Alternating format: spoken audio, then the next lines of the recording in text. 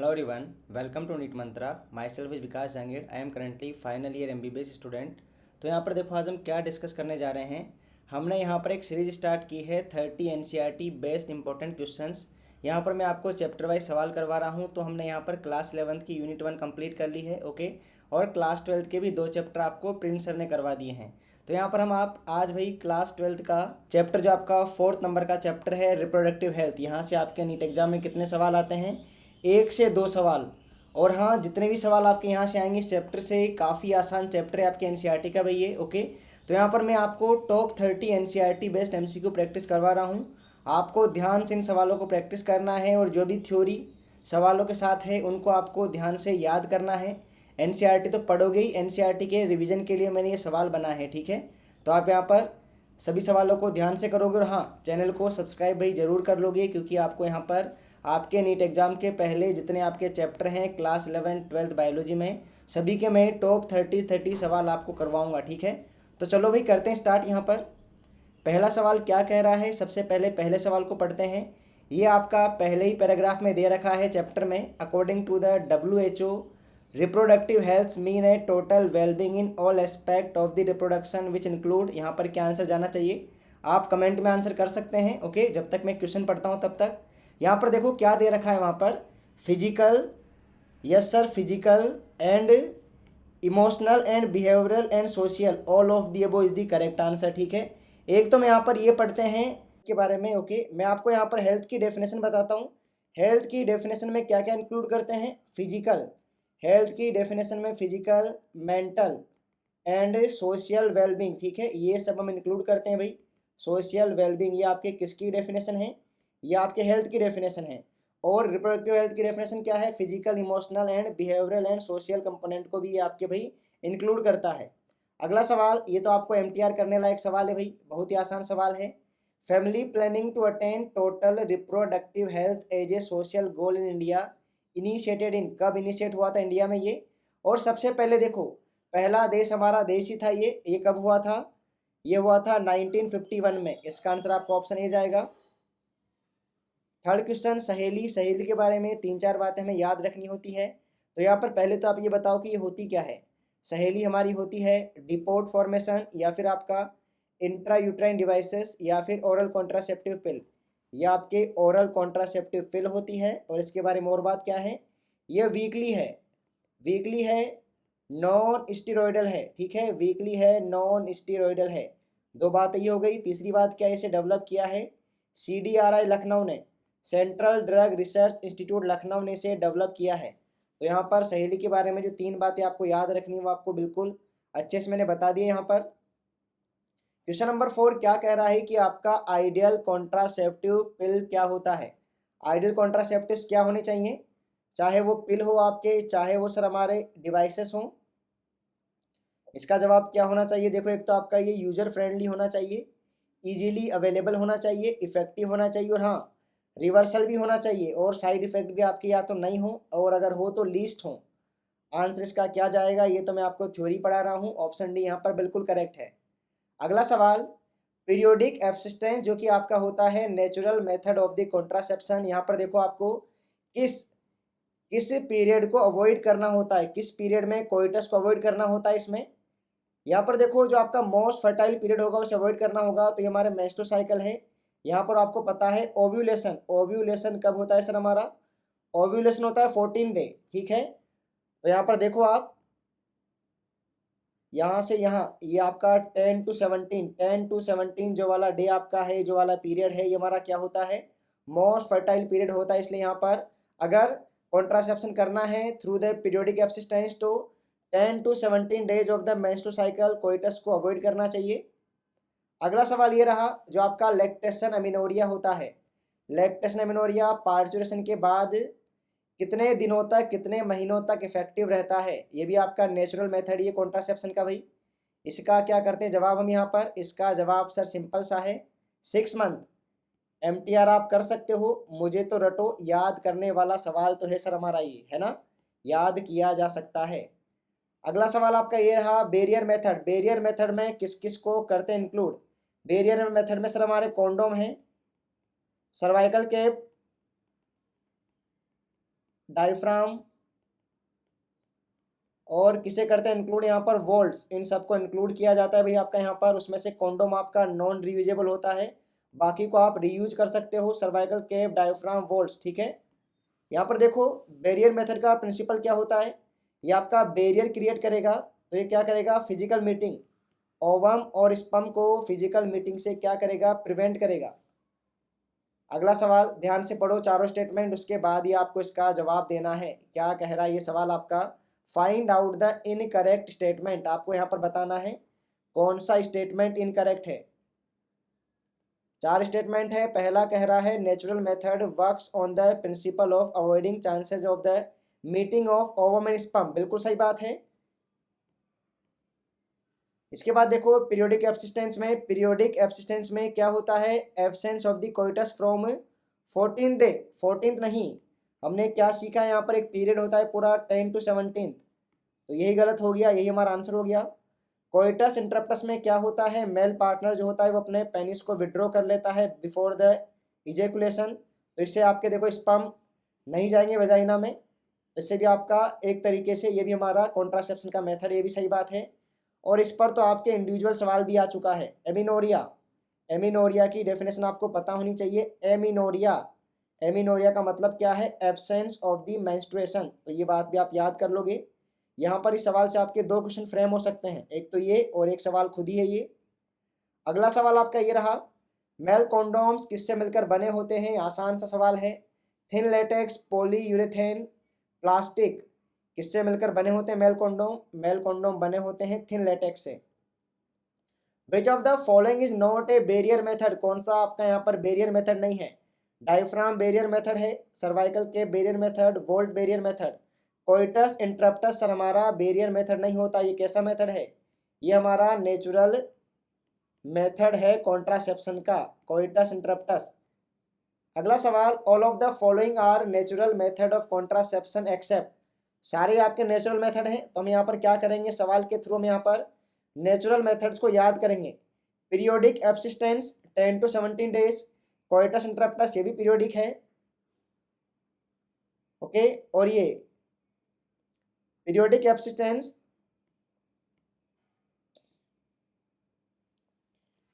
यहाँ पर देखो, पीरियोडिक एब्सिस्टेंस भी हमारा नेचुरल मेथड है, कोइटस इंटरप्टस भी नेचुरल मेथड है, लैक्टेशन अमेनोरिया भी नेचुरल मेथड है। गलत क्या हुआ सर हमारा यहाँ पर, गलत हुआ है निरोध।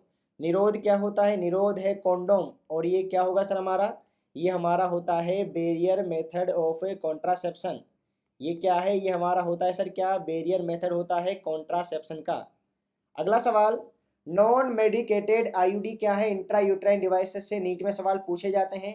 तो तीन तरह के आपके आईयूडीज हैं, एक हमारे कौन सी हैं, नॉन मेडिकेटेड, दूसरी है कॉपर रिलीजिंग, थर्ड कौन सी है, hormone releasing.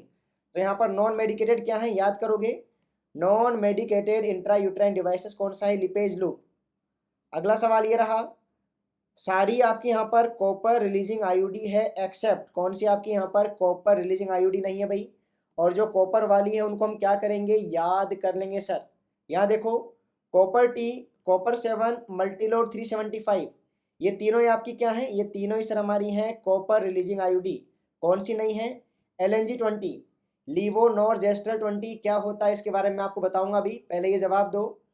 Which of the following is a hormone releasing intra uterine devices, यहाँ पर कौन आपका hormone releasing intra uterine devices है, ये आपका क्या होगा भाई, कॉपर है हमारा copper releasing, Multiload copper releasing, ये क्या होगा, नॉन मेडिकेटेड। तो यहाँ पर सिर्फ हमारे पास एक ही ऑप्शन बचता है, वो क्या ऑप्शन बचता है, LNG-20, लीवोनॉर्जेस्ट्रल 20, और इसके अलावा एक और है, वो क्या है, प्रोजेस्टासर्ट, ये क्या होती है सर हमारी दोनों, ये दोनों आपकी हैं हार्मोन रिलीजिंग आईयूडी। तो मेरे साथ साथ एक बार सारी आईयूडीज को याद करेंगे। यस सर, नॉन मेडिकेटेड क्या होता है, लिपेज लूप, कॉपर रिलीजिंग क्या है, copper T, copper 7, multiload 375, okay. और hormone releasing intra uterine devices कौन सा है, लीवोनॉर्जेस्ट्रल 20 एंड आपका प्रोजेस्टासर्ट, ये बातें आप याद रख सकते हो। अच्छा, कॉपर रिलीजिंग आईयूडी कैसे काम करती है, ये बाद में हमें जानना है। कॉपर रिलीजिंग आईयूडी कैसे काम करती है, आईयूडी का मतलब आपका है इंट्रा यूट्राइन डिवाइसेस। जल्दी से दो जवाब इसका, क्या करेगा copper releasing intra uterine devices, copper T, copper 7, multiload 375। क्या ये सर्विक्स को हॉस्टाइल बनाता है स्पर्म के लिए, या यूट्रस को अनसूटेबल बनाता है इम्प्लांटेशन के लिए, या फिर फेगोसाइटिस करेगा? क्या इसका मेन रीजन होगा? ऑप्शन ए, सप्रेस करता है स्पर्म मोटिलिटी को और इनकी फर्टिलाइजिंग कैपेसिटी को भी कम करता है ये। Question number 16, hormone releasing IUD किस प्रिंसिपल पर करती हैं वर्क? हार्मोन रिलीजिंग आईयूडी का क्या प्रिंसिपल होगा? चारों स्टेटमेंट पढ़ो। Make the uterus unsuitable for the implantation, make the cervix hostile to the sperm, और ये तो हमने कॉपर वाले में पढ़ा था। यस सर, तो यहाँ पर आंसर क्या होगा? बोथ 1 और 2। ये क्या करता है आपका hormone releasing intrauterine devices? LNG-20 प्रोजेस्टासर्ट, ये क्या करेंगे sir? Make the uterus unsuitable for implantation और सर्विक्स को हॉस्टाइल बनाते स्पर्म्स के लिए। बोथ 1 और 2 is the correct answer. Government of India ने MTP को कब लीगलाइज किया? MTP का मतलब क्या होता है? Medical termination of the pregnancy. कब लीगलाइज किया इंडिया ने इसे भाई? ये भी आप याद करोगे। इसे लीगलाइज किया है इंडिया ने 1971 में। अगला सवाल, ideal contraceptive for female who wanted to delay pregnancy. Ideal contraceptive method आपका यहाँ पर कौन सा होता है? क्या समझते हैं इसके बारे में हम? ये बात भी आप याद कर सकते हो। देखो, ये आपका होता है इंट्रा यूट्राइन डिवाइसेस, क्योंकि ये आपके काफ़ी दिनों तक इफेक्टिव रहती है। दिन नहीं, महीने नहीं, ये आपके काफ़ी सालों तक इफेक्टिव रहती है। ठीक है। फिर सर ट्यूबेक्टोमी क्यों नहीं? ट्यूबेक्टोमी इसलिए नहीं क्योंकि ये परमानेंट मेथड है। परमानेंट मेथड है। और आइडियल कॉन्ट्रासेप्टिव कैसा होना चाहिए? वो आपका रिवर्सिबल होना चाहिए। ये आपका इरिवर्सिबल रहता है। ये सर हमारा रिवर्सिबल नहीं होता है। Okay okay okay. अगला सवाल, जो हमारी कॉन्ट्रासेप्टिव पिल्स होती हैं, जैसे कि सर डेली वाली कौन कौन सी हैं? डेली स्टेरॉइडल आपकी हैं माला डी, माला एन। ओके। और नॉन स्टेरॉइडल का तो आपको पता ही है सर, सहेली होती है वो। तो ये क्या करती हैं? ओरल कॉन्ट्रासेप्टिव पिल्स में हमारे क्या होते हैं? प्रोजेस्टेरोन ईस्ट्रोजन का कॉम्बिनेशन होता है। और ये प्रोजेस्टेरोन क्या करेगा भाई? आपका इनिबिट करता है ओव्यूलेशन को, इनिबिट करेगा ओव्यूलेशन को। और देखो इम्प्लांटेशन को भी इनिबिट करेगा। और सर्वाइकल म्यूकस की जो थिकनेस है, उसकी क्वालिटी है, उसको चेंज कर देता है। आ गई ये बात समझ में? फिजिकल मीटिंग के लिए आपका बैरियर मेथड होता है।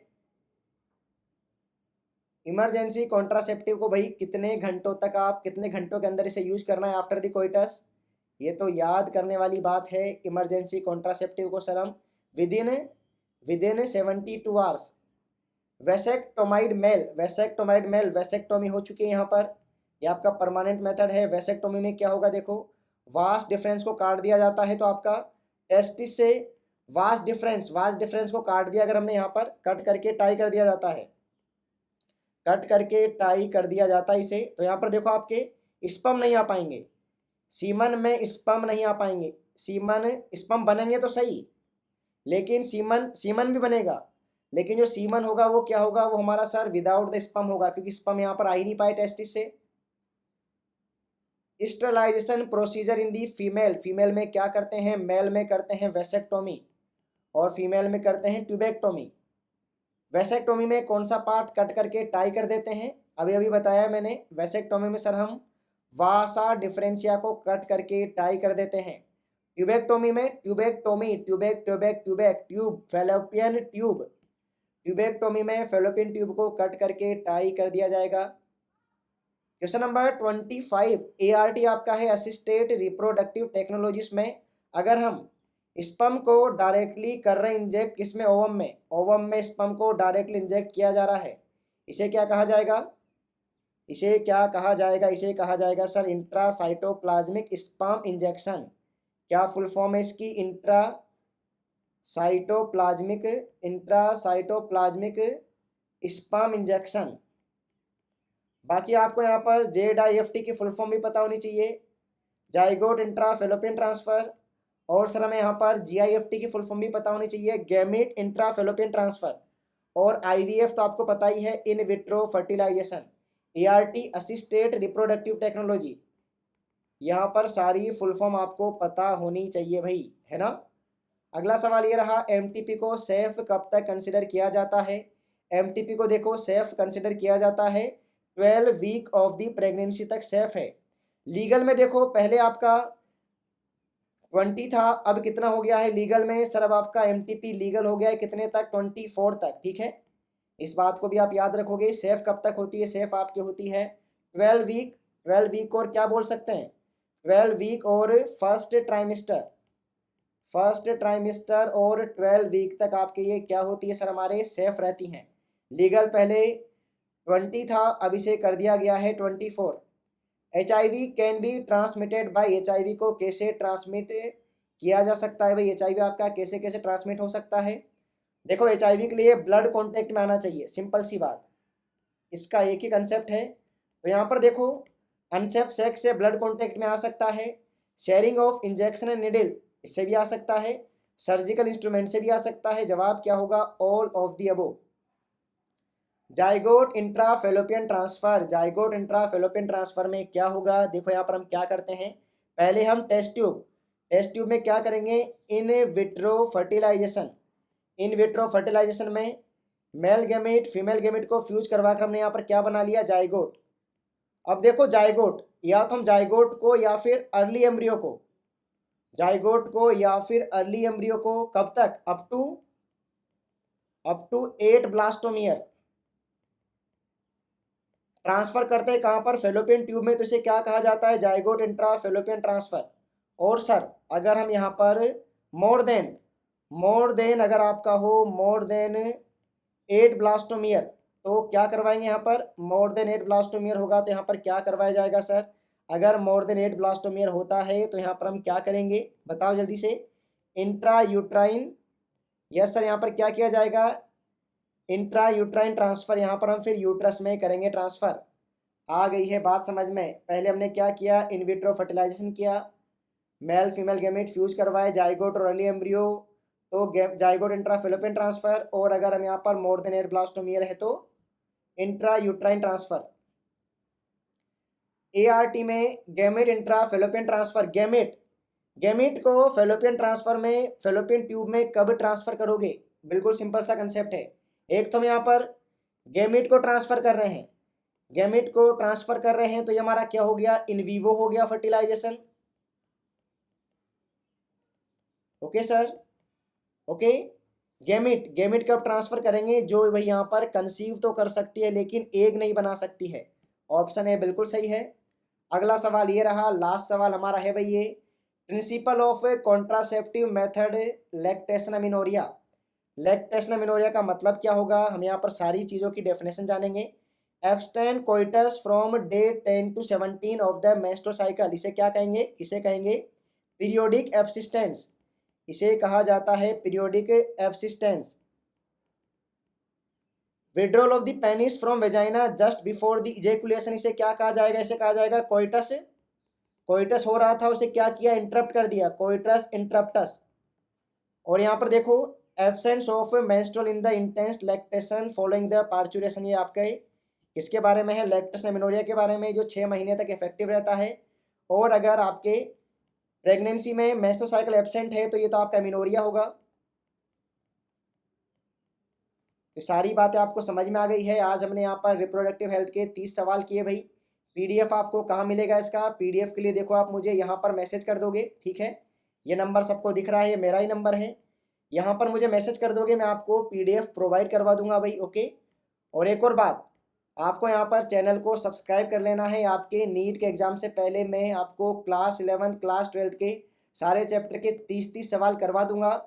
6 चैप्टर के हमारे हो चुके हैं, तो आप जाकर देख सकते हो पुराने वीडियो को, ठीक है। एक आपका यूनिट 1 हो चुका है क्लास 11 का, और हम यहाँ पर आपके क्लास 12 का यूनिट 1 भी कंप्लीट करवाने वाले हैं, ठीक है।